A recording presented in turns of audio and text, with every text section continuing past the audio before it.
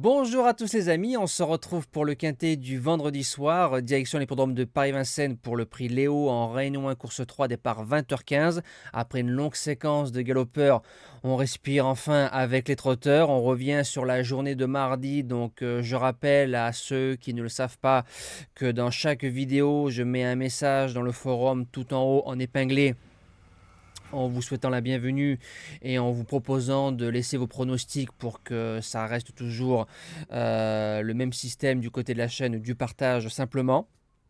Alors il y a eu 6 non partants, donc j'essaye de mettre au plus vite le nouveau pronostic et j'essaye de marquer l'heure à côté pour vous dire quand est-ce que je l'ai mis. Donc on est premier, troisième, quatrième, cinquième. On touche le gagnant, Greenwood, à 12 contre 1. Vous avez vu, corde 15, quand on démarre son cheval un petit peu, la corde est tout de suite effacée. Par contre, concernant le course par course, peut mieux faire dans l'ensemble.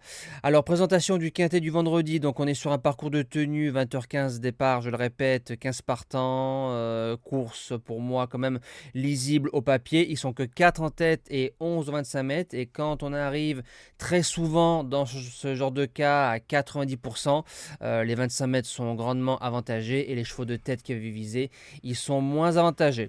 Alors, base gagnante, le numéro 14, Gaman Jabba. Ça fait plusieurs fois que je le mets loin dans un pronostic. Là, il retrouve JMB, déféré des 4. On peut l'appeler coup de poker ou roulette russe. Il tombe sur un lot moins fort que ce qu'il vient d'affronter. Il a déjà marché 13 une libre sur le parcours. Cinquième du quintet de Glamour Queen et ensuite quatrième distancé du GNT de Saint-Brieuc. Quand on voit les lots, ils n'ont rien à voir par rapport à la course de vendredi soir. Si le cheval est passé au garage, Gaman Jabba peut s'imposer. Deuxième base, le numéro 13, Fanatic Flash. Il est en plein boom, parcours de vitesse, parcours de tenue, corde à gauche, corde à droite. Quatrième du quintet plus de référence. Derrière, il a gagné sur l'hippodrome d'Amiens. Il dit jamais non. Des Thomas qui le connaît bien. Ne doit pas sortir des 3. Premier outsider, le numéro 1, Gaman Mahé. Ça sent la course visée. D4, Momot qui était à la drive. Belle réussite, grande piste, bon engagement. A déjà marché 14 sur le parcours. Maintenant, vu qu'ils ne sont pas beaucoup, il faudra que tout se passe bien.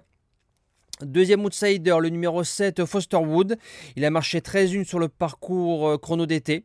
C'est un cheval, après un petit break, qui retrouve toutes ses sensations. Ça fait 2 fois qu'il finit deuxième. Avec les bons taxis, et lui peut sortir aux 600, 800 tout seul.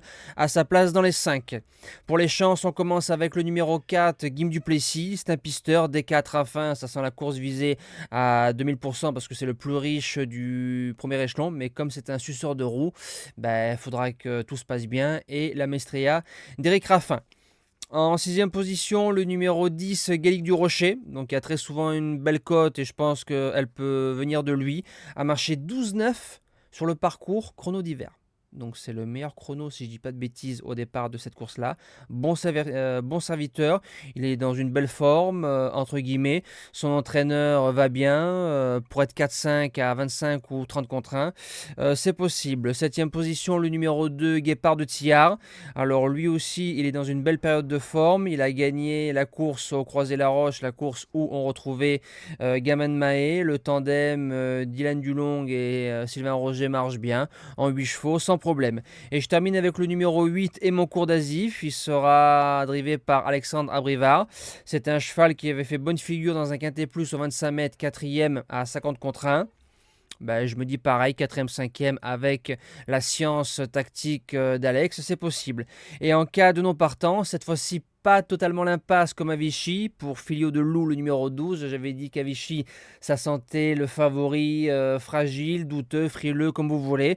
Maintenant, Filio de Loup, Matt Abrivard qui est dessus. On a vu ce que ça a donné, Matt, plus l'entraînement d'Alex ou de Laurent Claude, ça a bien marché dans un quintet en province. Maintenant, Filio, il faut qu'il parte bien, il faut que ça se passe bien.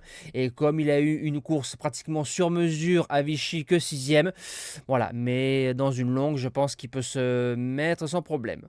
Nous, on se dit à demain pour la divine réunion du côté de Caen, l'hippodrome de la Prairie, qui accueillera sa plus belle réunion de l'année avec le temps fort, le prix des Ducs de Normandie, qui sera théoriquement support de Paris à la carte. Moi, je vous dis à demain, bon quintet et bon futur week-end.